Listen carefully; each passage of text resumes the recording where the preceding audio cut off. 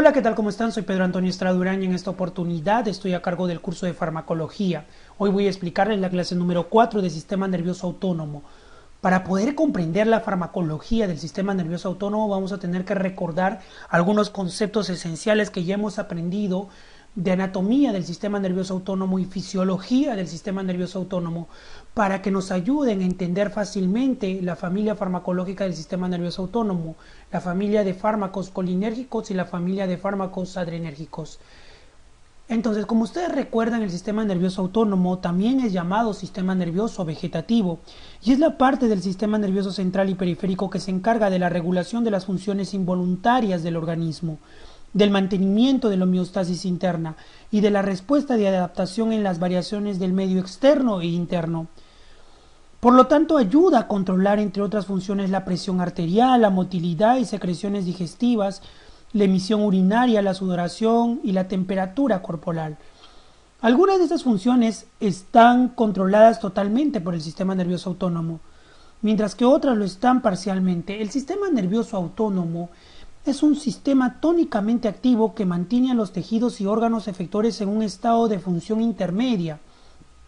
Una de sus principales características es la rapidez y la intensidad con la que pueden cambiar las funciones viscerales. Por ejemplo, en cuestión de 3 a 5 segundos pueden duplicar la frecuencia cardíaca y en 10 y 15 segundos la presión arterial. Vamos a empezar hablando de la anatomía del sistema nervioso autónomo y como nosotros sabemos, la anatomía del sistema nervioso autónomo se divide en dos: sistema nervioso autónomo central y el sistema nervioso autónomo periférico. Vamos a empezar a hablar del sistema nervioso autónomo central. No existe un centro bien definido, puramente central del sistema nervioso autónomo. La integración de las actividades del sistema nervioso autónomo ocurre a todos los niveles del eje cerebroespinal y las actividades eferentes pueden ser iniciadas a partir de centros localizados en la médula, en el tronco encefálico y en el hipotálamo. La corteza cerebral es el nivel más alto de integración somática y del sistema nervioso autónomo. El sistema nervioso autónomo habitualmente regula las funciones de los órganos mediante reflejos viscerales inconscientes y que en ocasiones se produce como respuesta a cambios en actividades somáticas motoras y sensoriales. Aunque la mayoría de las funciones reguladas por el sistema nervioso autónomo se encuentran fuera del control consciente, las emociones y los estímulos somatosensoriales lo pueden influenciar profundamente. En el sistema nervioso central, las regiones reguladoras sensoriales y autonómicas responden a menudo al mismo tipo de estímulo, somático o visceral, de forma que un mismo estímulo es capaz de desencadenar respuestas autonómicas, antinociceptivas y de comportamiento.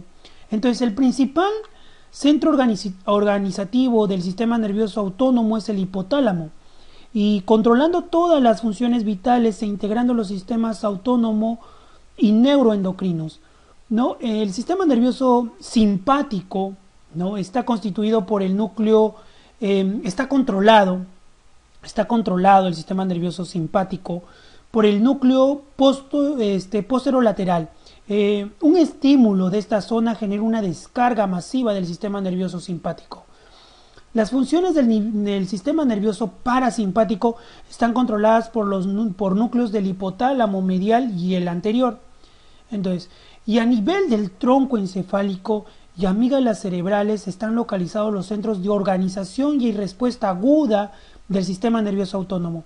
Integran los ajustes hemodinámicos momentáneos y mantienen la automaticidad de la ventilación. Entonces, es la integración de los impulsos aferentes y eferentes a este nivel que permiten la actividad tónica que caracteriza el sistema nervioso autónomo.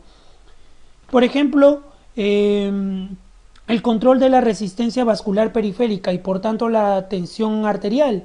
Esa actividad tónica basal mantiene a los órganos en un estado de activación intermedio, lo que permite aumentar o disminuir la actividad de un determinado momento.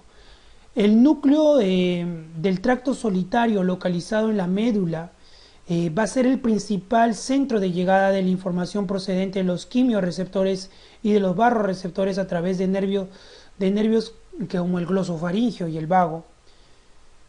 Ahora vamos a hablar de la otra división anatómica, que es el sistema nervioso anatómico periférico. El sistema nervioso autonómico, y teniendo en cuenta la anatomía, la fisiología y la farmacología del sistema nervioso autónomo periférico, clásicamente se ha dividido en dos partes, denominadas sistema nervioso simpático y el sistema nervioso parasimpático, ¿no? El sistema nervioso simpático adrenérgico y el sistema nervioso parasimpático colinérgico. Y los efectos sobre un mismo órgano son generalmente antagónicos, de tal manera que el resultado final dependerá del balance entre los dos. Las glándulas sudoríparas son una excepción, ya que solo tienen inervación simpática. Actualmente también se acepta una tercera división del sistema nervioso periférico. Aparte del simpático y aparte del parasimpático, tenemos el sistema nervioso autonómico entérico. El sistema nervioso autonómico o el sistema nervioso autónomo es un sistema fundamentalmente eferente. Y a pesar de que el componente aferente no es tan claramente identificable, las fibras aferentes constituyen el primer paso en los arcos reflejos, ya que ya se ha informado del dolor visceral o de cambios de la distensión vascular. Al igual que los nervios somáticos aferentes, las vías aferentes son unipolares y suelen acompañar a la mayoría de fibras eferentes. Los nervios simpáticos y parasimpáticos eferentes, en cambio, son bipolares, a diferencia de los nervios somáticos, que son unipolares, es decir, que están formados por dos neuronas. La neurona preganglionar, que es la mielinizada con velocidad de conducción rápida, y la postganglionar, que son no mielinizadas y de conducción lenta, ¿no? Entonces el sistema nervioso simpático,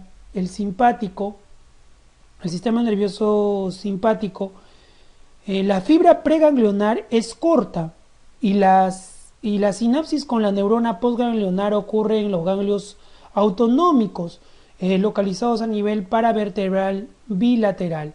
La fibra postganglionar es larga y acaba en el órgano efector distal. ¿Ya? Esta es la fibra postganglionar, ven, es larga y acaba donde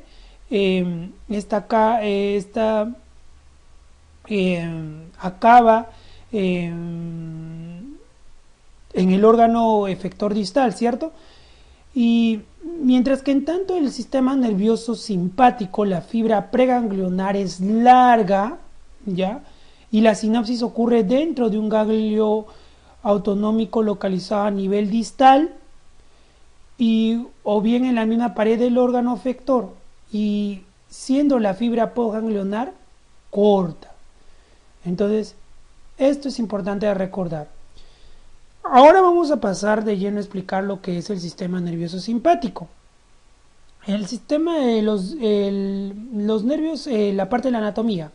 Entonces, los nervios simpáticos tienen en la médula espinal entre los segmentos T1 y L2, y desde aquí los dirigen a la cadena simpática paravertebral y finalmente a los tejidos y órganos periféricos.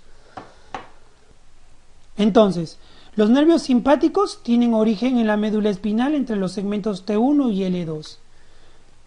El cuerpo celular de las fibras preganglionares se localizan en el cuerno intermedio lateral de la médula espinal, que abandonan a través de la raíz anterior junto con las fibras motoras. Las fibras simpáticas preganglionares abandonan el nervio espinal inmediatamente después de que éste salga por el agujero de conjunción y constituyen las ramas comunicantes blancas mielinizadas que se dirigen hacia la cadena simpática paravertebral. Como pueden observar en el gráfico, la anatomía del sistema nervioso simpático. Cuando entran en la cadena ganglionar, las fibras simpáticas pueden seguir diferentes caminos. Pueden hacer sinapsis con las neuronas postganglionares del ganglio simpático del mismo nivel espinal, pueden dirigirse hacia arriba o abajo y hacer sinapsis a otros niveles de la cadena, o pueden recorrer distancias variables dentro de la cadena simpática y abandonar sin hacer sinapsis y llegando hasta uno de los ganglios simpáticos distales, donde realizan sinapsis con la neurona postganglionar. Y estos ganglios son impares y reciben el nombre de ganglios colaterales: el ganglio celíaco, el ganglio mesentérico superior, el ganglio mesentérico inferior. Y el cuerpo de la neurona postganglionar se localiza por lo tanto en los ganglios simpáticos, y desde aquí sus fibras se dirigen hasta el órgano efector. Sin embargo, algunas de ellas retornan desde los ganglios simpáticos paravertebrales hacia el nervio espinal a través de las ramas comunicantes grises, las amilínicas. Y estas fibras simpáticas que viajan con los nervios somáticos, aproximadamente un 8% de las fibras de los nervios somáticos son simpáticos, y se distribuyen a las glándulas sudoríparas, al músculo piloerector, también a los vasos sanguíneos de la piel y músculos también. Así, las fibras simpáticas no siempre siguen la misma distribución corporal que las fibras somáticas. Entonces, las fibras simpáticas originadas en T1 generalmente siguen la cadena simpática hacia la cabeza, y las de T2 van hacia el cuello, y de T3 a T6 se distribuyen al tórax, y de T7 a T11 al abdomen, y de T12 a L2 a las extremidades inferiores.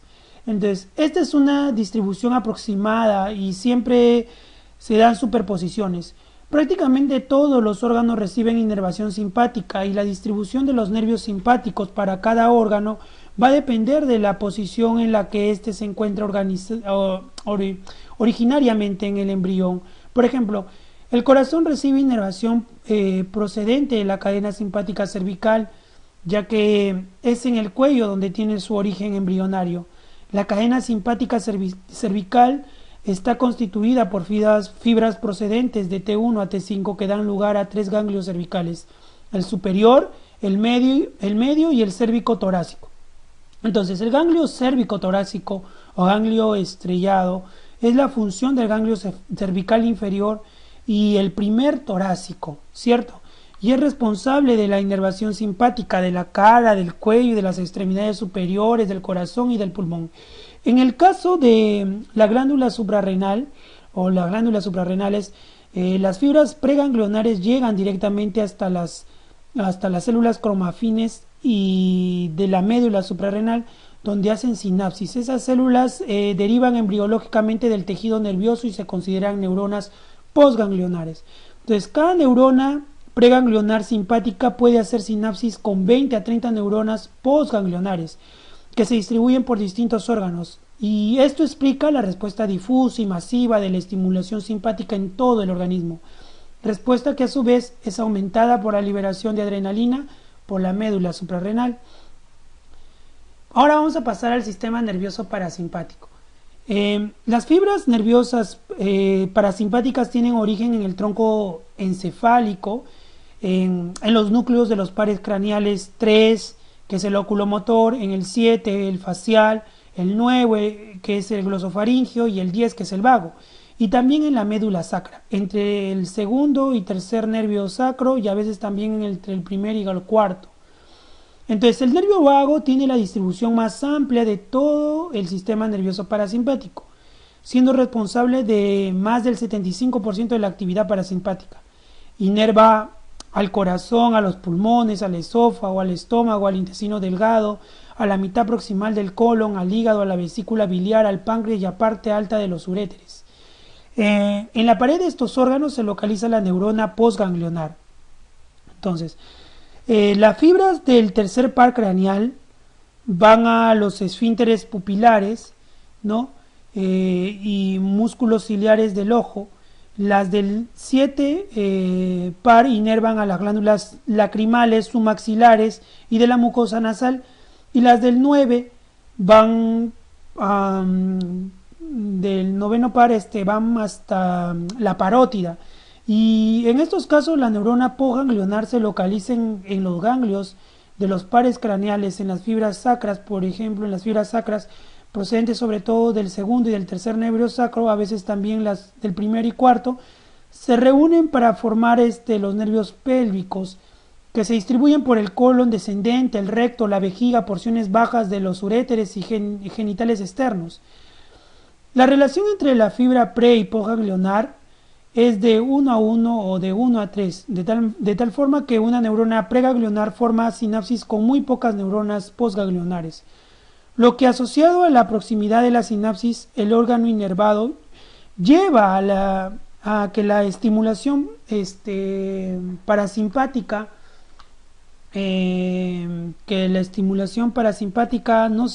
sea más localizada, al contrario de lo que sucede con el sistema nervioso simpático.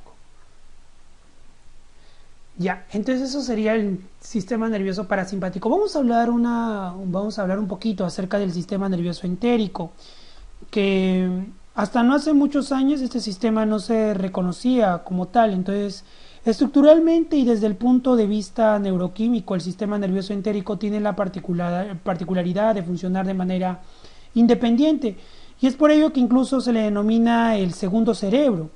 En él encontramos más neuronas que en la propia médula espinal, y el sistema nervioso entérico lo constituyen el plexo mientérico, el plexo de Auerbach, el plexo submucoso, que a su vez se divide en tres plexos separados, que es el plexo de la capa submucosa interna, el plexo de Meissner, justo por debajo de la muscularis mucosae, ¿no? El plexo de la capa submucosa externa, que es el plexo de Henle, directamente adyacente a la capa muscular circular, y el plexo intermedio que se encuentra entre estos dos. Estos plexos constituyen una red compleja de microcircuitos conducidos por más neurotransmisores y neuromoduladores que los que pueden encontrarse en cualquier otra parte del sistema nervioso periférico, lo que permite llevar a cabo la mayoría de sus funciones en ausencia del control central. Así, por ejemplo, la digestión, el peritaltismo continúan después de una secreción medular completa, ya que por la pérdida de control parasimpático queda compensada con el tiempo por el incremento de la actividad del sistema nervioso entérico. Ahora vamos a pasar a hablar de un tema también importante dentro del sistema nervioso autonómico, que es la neurotransmisión del sistema nervioso autonómico. Entonces, la transmisión del estímulo excitatorio a través de la hendidura sináptica ocurre mediante la liberación de neurotransmisores. Los neurotransmisores del sistema nervioso simpático y parasimpático son fundamentalmente la noradrenalina y la acetilcolina. Las fibras secretoras de neurotransmisores, ¿no? Por ejemplo, las fibras secretoras de la noradrenalina se denominan adrenérgicas, y las que secretan la acetilcolina son las fibras colinérgicas. Todas las neuronas preganglionares, tanto las del sistema nervioso simpático como las del parasimpático, son colinérgicas. Las neuronas postganglionares del sistema nervioso parasimpático también son colinérgicas. Entonces, en cambio, las neuronas postganglionares simpáticas son adenérgicas y secretan noradrenalina, mientras excepto las que van a las glándulas sudoríparas y a una minoría de vasos sanguíneos que son colinérgicas. Entonces, las neuronas postganglionares de la médula suprarrenal secretan sobre todo adrenalina y muy poca cantidad de noradrenalina. Entonces, la dopamina también se considera un neurotransmisor adrenérgico, ya que es un precursor, ¿no? En la síntesis de la noradrenalina y de la adrenalina, aunque actúa sobre receptores diferentes, ¿no? Los neurotransmisores postganglionares interaccionan con los receptores de los diferentes órganos y de los diferentes órganos terminales, donde provocan una respuesta biológica. Aparte de la noradrenalina y de la acetilcolina, existe un gran número de diferentes neurotransmisores relacionados con la transmisión nerviosa en el sistema nervioso autónomo. Como podemos ver acá en el gráfico, es una distribución de las neuronas adrenérgicas y colinérgicas en el sistema nervioso simpático y en el sistema nervioso parasimpático. Entonces, como dijimos, aparte de la noradrenalina, de la acetilcolina, hay un gran número de diferentes neurotransmisores, un gran número de diferentes neurotransmisores del sistema nervioso autonómico. Como podemos observar ahí, tenemos al óxido nítrico, ¿no? que su función a nivel del sistema nervioso autonómico parasimpático más que todo es importante porque en la erección y en el vacío gástrico, ¿no? y activa la guanilatociclasa. Como pueden ver, esta es una lista larga de diferentes neurotransmisores, aparte de la noradrenalina y de la acetilcolina. Como recordarán, esto es parte de lo que hemos aprendido en fisiología, ¿no? Otros neurotransmisores importantes como el péptido intestinal vasoactivo, la adenosina trifosfato, el neuropéptido, la serotonina, la dopamina, la sustancia P, que son más importantes, ¿no? Porque la serotonina, por ejemplo, tiene neuronas entéricas y está relacionada con el peritaltismo, ¿no?